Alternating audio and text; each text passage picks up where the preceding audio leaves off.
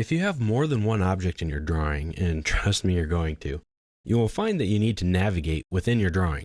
One way to get back and forth in your drawing is to use the pan command. Panning is not that difficult, not anymore. For many releases, we have had real-time panning.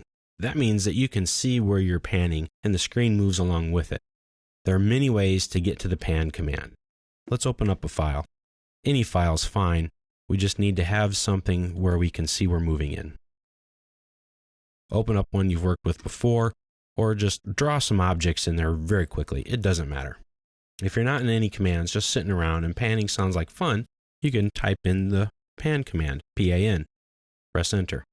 You'll get a little hand icon that comes up on your screen. Now the idea of panning is that you grab a hold of a place on your drawing and move it out of the way so that you can see something else. It's kind of like taking a piece of paper or a drawing, holding onto it somewhere, and then moving it across your table.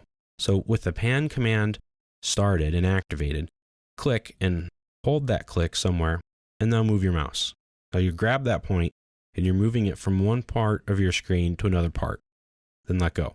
That was a pan. You didn't change any of the objects in your drawing, you're just changing your view. So the entire screen kind of moved. So that's kind of good. So now I can get from this corner to this corner. If you right click, you can exit out of the pan command. Now there are other ways to start the pan command. You can just type the letter P on the keyboard and pan. Hit escape to get out at any time. Because pan, might be too many letters for you to have to type. Or you can find it in the ribbon or find it in the shortcut menu. If you have no command activated, you can right click and hold and go to the pan command. It's right here. You can go to the navigation bar, click the pan command, and you can pan around. You can also go up to the ribbon, go to the View tab, the Navigate in 2D panel, and click on the pan command. Those are great. But nowadays, most of us, and me especially, don't even use the pan command. We just use the scroll wheel on our mouse. So if you have the scroll wheel, and if you don't, please get one. It'll be one of the most efficient-based things that you'll be able to do in AutoCAD. Click the scroll wheel and hold it. Pan around, let go. That's so much easier. And it's transparent. We talked about transparent commands before, and pan was one of them, zoom being another one. You can use the scroll wheel for it.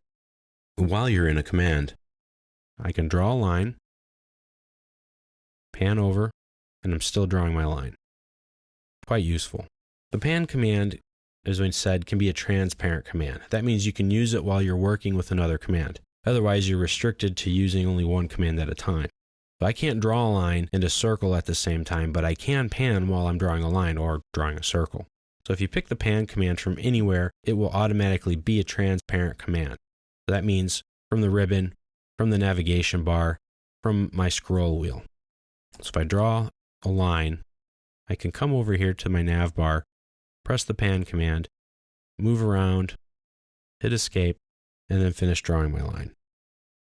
Or again, I can just pan with my scroll wheel and draw my line. Otherwise, if you draw a line, pick your first point, type in an apostrophe, and then type in pan.